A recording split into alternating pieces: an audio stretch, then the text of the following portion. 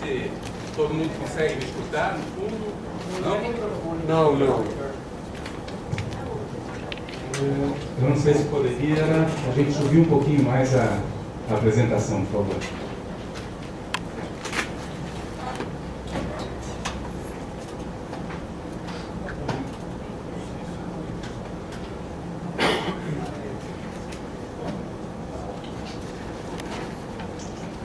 Bom, boa tarde a todos.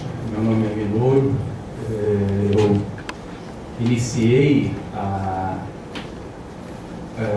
consultoria técnica antes até de entrar a empresa na concessão. Então, eu estava pleiteando os estudos para entrar na concessão. A gente começou a ter uma atuação e está participando nessa questão ambiental. E depois, quando obteve-se a concessão, a gente foi chamado junto com outras empresas. Então, a Valme, que havia já, antes até da gente, participado no EIA, que fez a discussão do EIA, e a CPEA, que são as três empresas que acabam fazendo a consultoria ambiental para o aeroporto de Viracopos.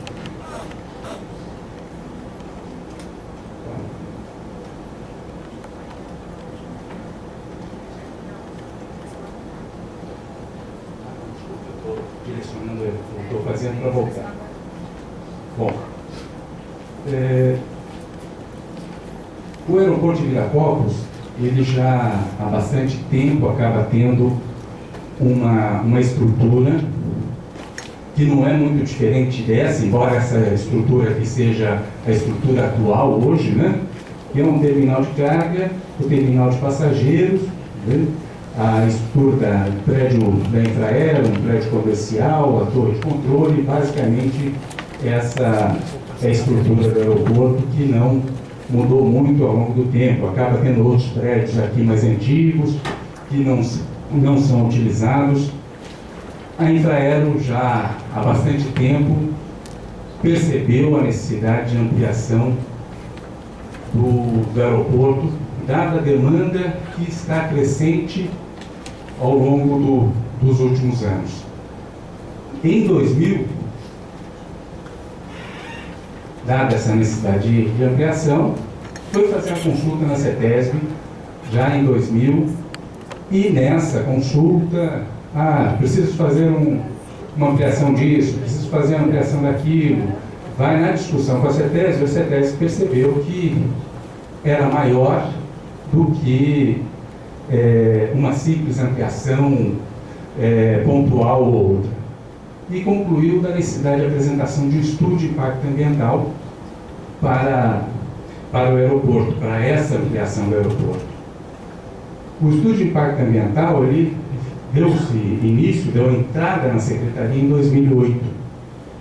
A partir de 2008, teve as consultas públicas, as audiências públicas, submeteu a população, uma em Campinas, em fevereiro de 2009, outra em Indaiatuba, em maio de 2009. Submeteu o projeto à Secretaria Municipal de Meio Ambiente, passou em discussão no CONDEMA, né? E depois de analisar todos os documentos, inclusive o parecer 37, que foi emitido pela Secretaria Municipal de Meio Ambiente, se emitiu ou foi expedida a licença prévia, ou ALP 8818, que foi em janeiro de 2011. Essa licença prévia teve uma série de exigências, né, só para solicitar a LI, além da primeira, a manifestação da Secretaria Municipal de Meio Ambiente sobre o parecer 37, que elencava, talvez aí já umas 70 questões, né, um número de questões, né, a própria LP apresentava 70 ou 69 outras questões para serem apresentadas no momento de solicitação da LI. Logicamente, no parecer 37, muitas coisas se sobrepunham ou havia uma sobreposição com as exigências que a CETESB estava fazendo também, né? Então, lógico, não foram Ah, bom, então vocês tiveram 140 questões? Não.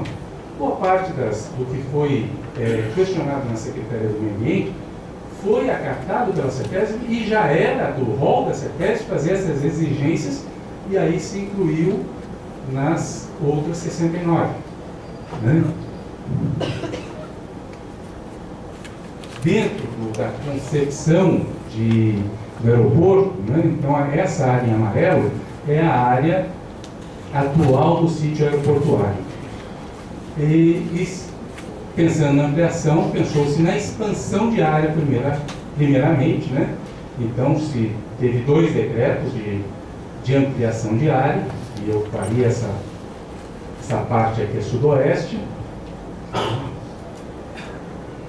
e depois de diversas discussões, né, se chegou num projeto que seria ambientalmente viável, né, que seria possível a emissão da LP, e que é esse o projeto que foi aprovado na LP.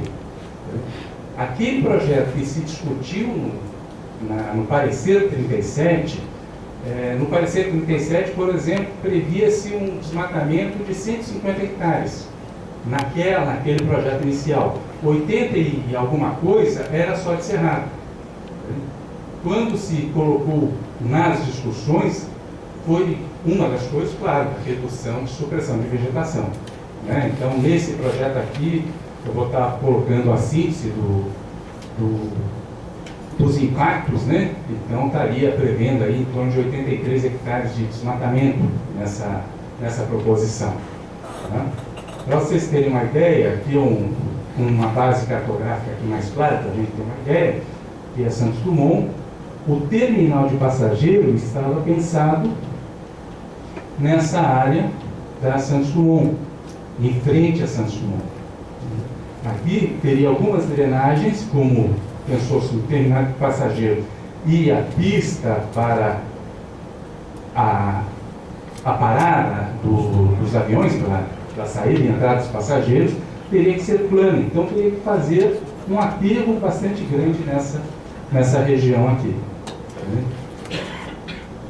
E essa área do fundo teria outras funções internas para atividades do aeroporto. Então teria basicamente essas 2 ocupações. Lembrando vocês que essa aqui é a área atual do sítio aeroportuário, essa região aqui. Então essa parte pegaria fora do sítio aeroportuário. Já na discussão da LP, uma das condicionantes dessa licença prévia era a retirada de alguns sítios históricos, né, que eram situados lá no Vale do Friburgo, do decreto de desapropriação. Mesmo que o empreendedor poderia, olha, eu não vou fazer nada lá no sítio ou naquela região. A minha intenção estaria para esse lado aqui, né, da área a ser desapropriada. Uma das exigências, retire do decreto de desapropriação. Isso foi trabalhado em, acho que em novembro de 2011, que se reeditou o decreto, um decreto federal, que pegou essa área aqui, excluindo essas áreas do... Então, hoje, o que está no decreto de desapropriação é essa área, que não muda muito do que era no passado, no EIA. Lógico, não muda em termos de área, né? Mas no detalhe sim, excluiu as áreas com uma preocupação histórica maior. Né? Bom, em em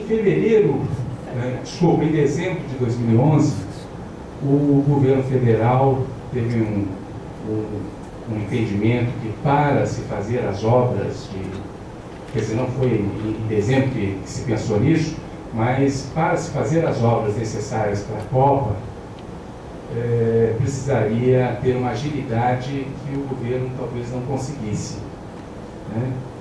E começou a abrir as concessões de alguns aeroportos em dezembro, foi para Brasília, Guarulhos e Viracopos. Em fevereiro, quem entrou com um pedido ou com a proposta de concessão, em fevereiro ganhou uma empresa que é o consórcio Aeroportos Brasil Viracopos S.A., que é uma composição de 3 empresas, a Triunfo Participações e Investimentos, a UTC Participações e a Aegis Airport Operation. É uma empresa francesa que tem o know-how da manutenção e administração aeroportuária.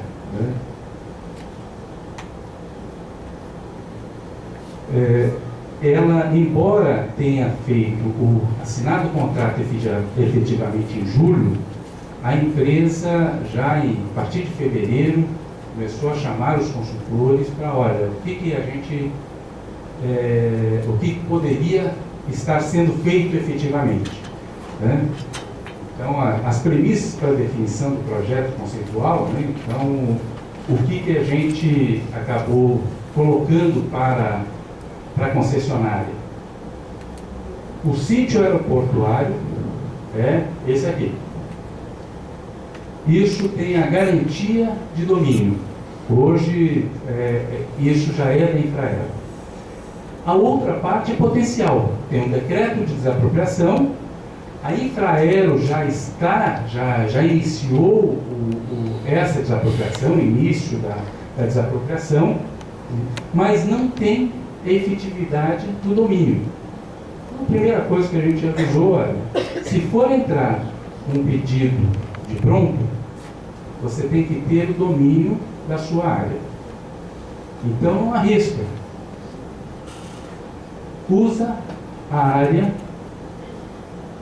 que você tem o domínio, ou que a Infraero tem o domínio. Então a área do sítio aeroportuário. Então aquele projeto que passou no EIA, em que tinha uma ocupação aqui para essa área fora, não teria como ser dentro da meta de 2015, que era a proposição daquele projeto. Não teria como ser licenciado.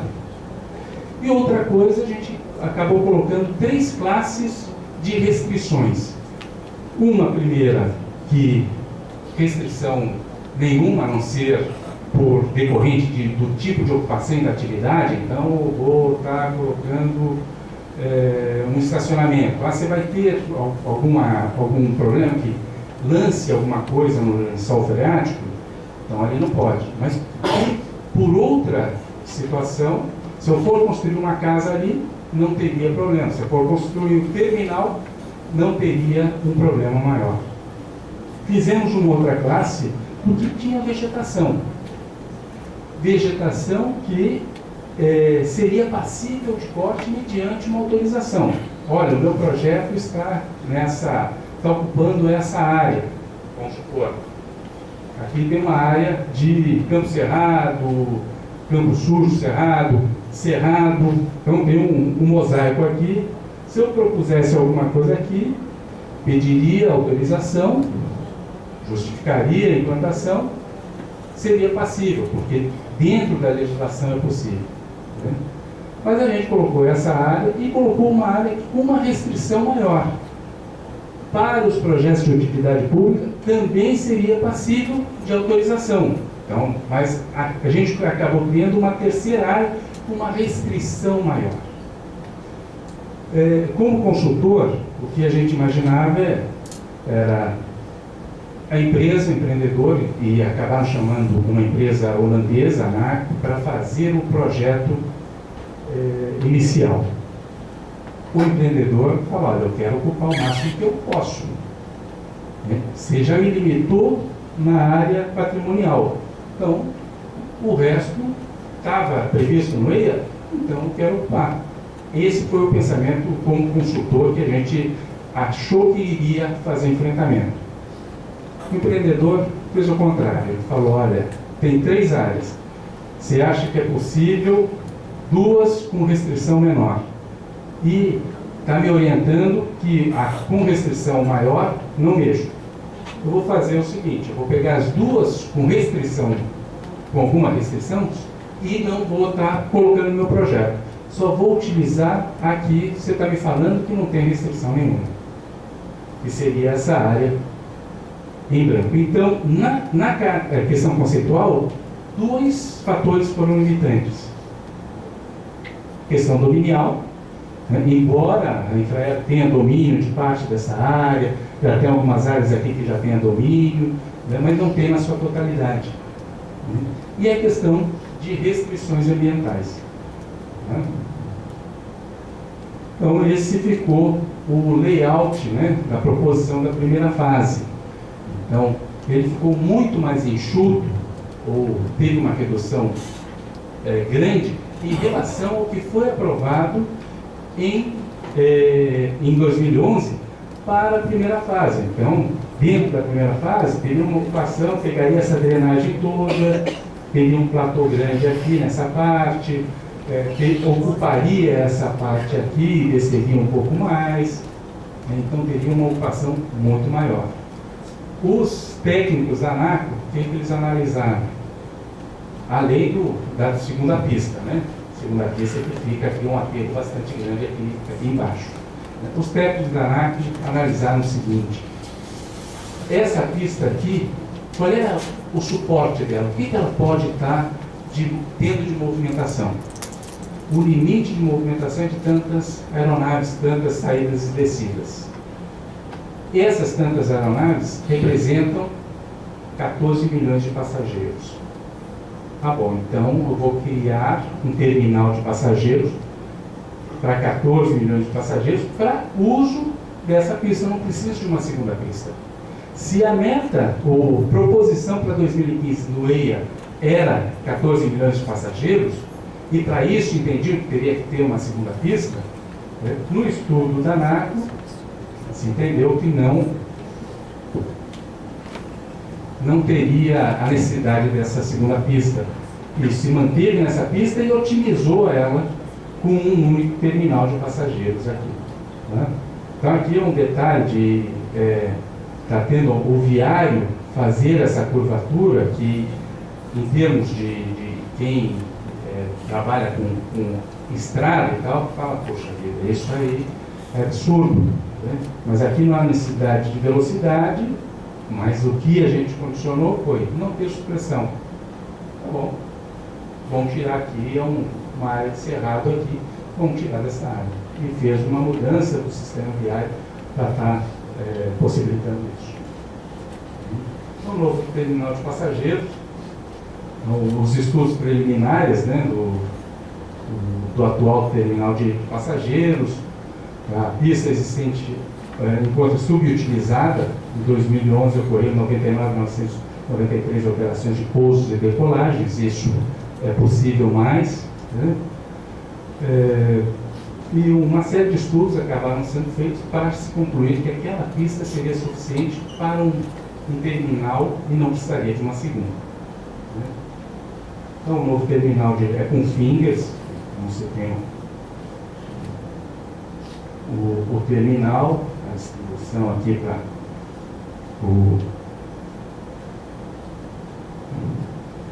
ele foi pensado em níveis como os grandes aeroportos do mundo, no Brasil também. Então você tem uma separação do que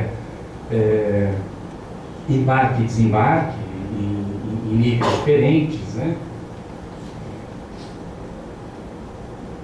As pistas de taxiamento e as posições de aeronaves. Esse seria uma representação aí do novo terminal. A pista está aqui só para vocês, desculpa, a pista está aqui nessa parte. Esses são os fingers aí, as posições das aeronaves. Aqui é o terminal. Essa seria a cara do terminal, né, a parte da frente, uma outra vista da frente do terminal, uma vista interna. Não. Bom, teria novas áreas para estacionamento de caminhões. Hoje o estacionamento de caminhões é feito lá no fundo, né? Então ocupação terminal teria uma nova área mais na parte da frente, e essa parte da frente aqui deixaria a entrada do caminhão. Hoje ele acaba entrando e se misturando com a parte do terminal de passageiros, então retiraria desse fluxo, né? Além de ter novos acessos, né? Então, e com acessos diferenciados para o caminhão e para o carro que utiliza o terminal de passageiros, né? Que seriam esses acessos aqui. Agora, na proposição, viriam mais diretamente, não precisaria estar pegando aquela rotatória. Hoje a gente vem na rotatória e acaba entrando para esse... acaba entrando aqui nessa parte aqui, Vem, sai da rotatória e acaba... No terminal de passageiros, a ocupação principal, então, seria nessa parte aqui, aqui é o terminal de cargas, o terminal atual está aqui nessa posição, né? Então o terminal de passageiros estaria utilizando nessa área aqui, que já são áreas impactadas, ou já sofreram uma terraplanagem, ou aterro, corte ou aterro, já pelo uso da infraero aqui nessa região.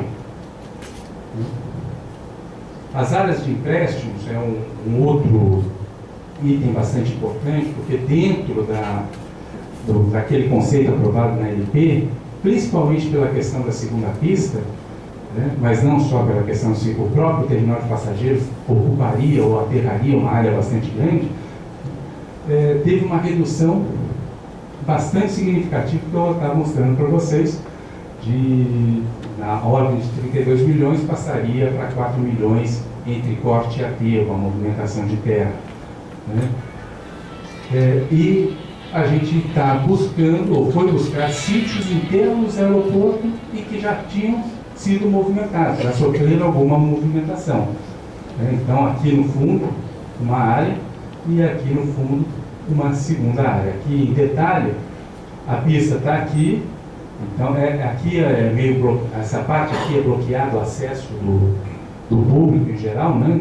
E a gente acaba ocupando mais, vem e sai por essa área aqui, ele vem aqui, já sai por aqui. Aqui tem aquela continuidade de pista que não é bloqueado aqui o acesso do público em geral. O terminal de carga, o estacionamento de caminhões estaria aqui, né? Então, essa área aqui já sofreu movimentação, e essa área aqui já serviu de área de empréstimo em outros momentos pela Infraero. Essa é a área 1, aquela área amarelinha aqui, né? É uma área que é um platô, já é um aterro isso, né? E essa aqui seria a área 2, que fica do outro lado, que aqui tem o lago, aqui é a estação de tratamento de esgoto, né?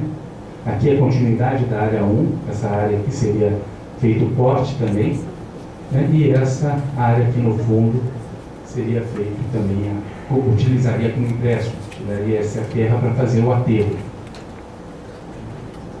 Captação e drenagem, então os estudos levaram, essa que seria a área do terminal, de pista, etc. Então essa área seria uma área impermeabilizada. Aqui seria uma área impermeabilizada também pelas ocupações, aqui é o estacionamento proposto, né? E a impermeabilização pelas pistas novas e o estacionamento de caminhões. Seriam 3 áreas foram divididas em 3 áreas para captação e para drenagens diferentes, né? Então, essa área aqui no fundo, que é a área maior, né, teria toda a captação dessa área, será feito um canal para drenagem. Esse canal de drenagem, ele também vai ser um reservatório, um canal de 10 metros de fundo, com 18 metros na superfície, né? Então, que serviria também para reservação de água, então, para contenção de cheias, né? E seria lançado lá no lago, no fundo da estação de tratamento de esgoto. Aqui é a figura das duas etapas, a situação quando na obra e a situação final, já em funcionamento do aeroporto, como é que seria. Então, quando da obra, propondo esse canal já para si, principalmente a questão dos resíduos de obra, etc., que na erosão poderia estar sendo carreados, e isso vai estar sendo contido aqui. Essa canaleta, esse canaletão também vai servir de tanque de sedimentação, que vai se pôr anteparos, né, para estar dificultando a drenagem, e isso dá o remanso para estar sedimentando o material. Esse aqui é do estacionamento de caminhões, desculpa, e estaria lançando já no ponto em que atualmente já é um ponto de lançamento de água, né? E o outro ponto também, daquela área do meio, intermediária lá, estaria se utilizando a mesma canaleta que hoje já é operada pela Infraero, para estar fazendo lançamento, né? O único canal que seria novo seria aquele canal da área maior, que aí teria uma estrutura com uma preocupação de contenção de cheia, de controle de separação de água e óleo, de separação de sedimentos, né, que estaria naquele canal maior. Esgotamento sanitário também, essa estação de tratamento que foi também subutilizada. Então, os estudos remetem à possibilidade de estar sendo utilizado para o novo terminal de passageiros, né, com exceção de a vazão, quer dizer, do efluente, quer dizer, a saída do pós-tratamento, né, por ter uma vazão alta, vai ser feita uma transposição de bacia para estar lançando em outra bacia, que não no Viracopos. Tá? Não, já está acabando. Ela está fazendo transposição de bacia, não está utilizando o Viracopos, porque é um corpo d'água com uma baixa vazão. Então, estaria se utilizando o Capivari, além de estar fazendo o reuso dessa água após o tratamento, né? As torres de resfriamento para o ar-condicionado e etc. O monitoramento vai ser feito tanto das obras, da fase de obras, como do funcionamento, embora na fase de obras cabe o empreendedor estar fazendo esse monitoramento, então a equipe de consultoria vai estar fazendo esse monitoramento, mas posteriormente boa parte dos monitoramentos acabam sendo feitos pela CETESB. Então, uma das funcionantes ter uma estação de monitoramento de ar, em que a CETESB vai falar aonde que ela quer essa estação de monitoramento, mas cabe ao empreendedor dar a condição de implantação dessa estação de monitoramento. Então, no plano de gestão e controle das obras, né? Então, uma das preocupações é o ruído no período de obras, né? Então, vai ser feita uma campanha de monitoramento de ruídos. Depois precisa ter o relatório de inspeção ambiental para ser apresentado para a CETESB, para a Secretaria Municipal do Meio Ambiente. Então, isso aqui é só para a obra, né? Então, os trechos que estariam mais afetados na obra e que teriam um problema maior com a população é onde que estaria sendo proposto o monitoramento, né? Essa área 3, a área 2 aqui, ainda dentro do plano de controle de obras, o monitoramento de efluentes, né? Então, a estação vai ter uma estação de tratamento para o canteiro de obras, uma modular, né? Mas essa estação de tratamento precisa ser monitorada, e com a exigência da CETESB também, né? É alguma coisa que a gente discutiu a nível de município e também tem uma exigência da CETESB, né?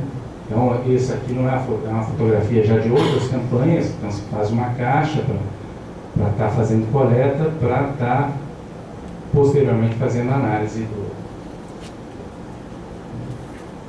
Também há o monitoramento de águas superficiais e comunidades hidrobiológicas, né? Então tem, nas águas superficiais acaba tendo uma série de pontos para estar sendo coletado e sendo amostrado, né, fazendo a análise. E também nas comunidades hidrobiológicas também acaba fazendo as campanhas, né, trimestrais, naqueles mesmos pontos de amostragem, né? E aí um pouco do trabalho que é feito para se fazer essas amostras, né? Rapidamente, agora finalizando, então um resumo da evolução, ganho ambiental para as alternativas de ampliação do aeroporto. Então, aqui nessa coluna, os atributos, né?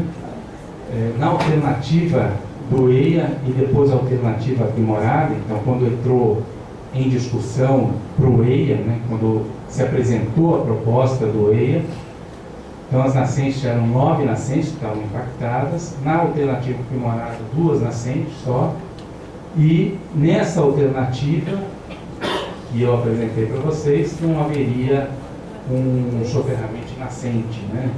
Conforme estava sendo proposto. Movimentação de terra, 32 milhões, na alternativa aprimorada, 27 milhões, e nessa alternativa, menos que 4 milhões. Né? Uma redução bastante grande. Um grande fator é a segunda pista, né? E que nessa etapa não será necessário. Não que não vá se discutir em uma etapa seguinte a segunda pista, mas não é o que estaria em discussão hoje nessa proposta. Né? Impactos em patrimônio histórico-cultural, né? Inicialmente estava comprometendo o Centro Comunitário de Friburgo, na alternativa aprimorada não, e nessa atual, de jeito nenhum. A supressão de vegetação, então na alternativa do EIA, está em 83 hectares, né? E sendo que 13,72 em área de preservação permanente. Aqui nessa alternativa atual, para o terminal, não haverá supressão de vegetação, com exceção de árvores isoladas. E boa parte das árvores são árvores que foram plantadas por termos de compromisso anteriores ou para o sistema viário. Né? Para essas árvores, mesmo que plantadas de termos de compromisso anteriores, que já eram pagos 25:1, para cada árvore plantada naquele termo, irá ser plantada pelo menos 25. Na prática vão ser 30 pela quantidade. Né? Então aquela árvore que a Infraero cortou lá inicialmente, né, e que teve que pagar 25:1, aquela árvore está valendo 625 multas. Aquela primeira árvore, porque cada árvore, 25 delas, que for cortada, vai ter mais 25. Então, que dá 625 multas para aquela primeira árvore que a Infraero cortou. Área total desapropriada, nessa última proposta não há necessidade. Né? A necessidade de novo acesso também vai se utilizar o mesmo acesso, vai readequar o acesso existente, né? Fazer as adequações necessárias para o acesso existente, né? E alteração curva do ruído, autossignificância, porque iria ter a segunda pista, nessa aqui também teria a segunda pista, e nessa o problema que isso tem hoje com o aeroporto se mantém. Né? Não vai ter uma alteração significativa. Né? Lógico, vai aumentar o subir e descer de avião, lógico, mas não terá uma segunda pista. Então, o aeroporto Brasil Viracopos, a rodovia Santos Dumont 566, né? O Sérgio Bucay, que está aqui, é o gerente da Aeroporto do Brasil Viracopos na área ambiental. Né? Eu sou o engenheiro agrônomo Minor Alguém Beltrão, meu e-mail é esse, do Sérgio Bucay, desculpa, com S minúsculo, né? É sergio.bucay@viracopos.com, e a gente estaria à disposição para estar fazendo tirar qualquer dúvida.